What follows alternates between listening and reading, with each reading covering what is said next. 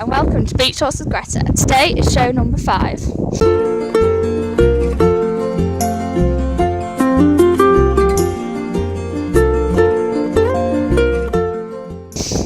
Today, Rox, before the programme, she went and she got herself a coffee and some flowers from the market to start off her day.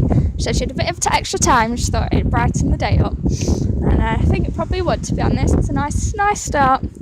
She was then trying to tell us about how she's liking this new podcast because it can start actually feeding into her business. And then she was thinking about how in this new millennium age, you can your work and life become more synchronised.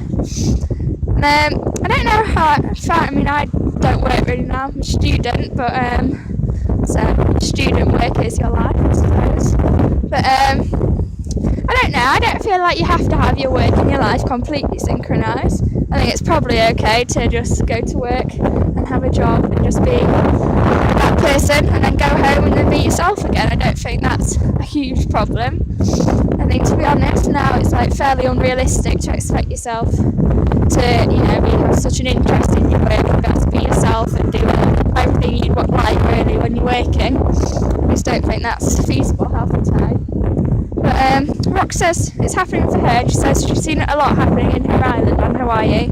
There's some hut that's like, she said it was zoned into life/work rather than life or work.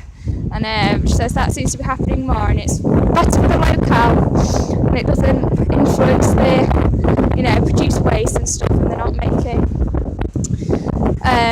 making stuff to go out. But yeah, so she's into that in Hawaii. I think it's probably less so here, but I can see it still happening. But yeah, that was Beach Walks number 5 with Rox. Aloha, call her on the conch line, and we'll see you tomorrow.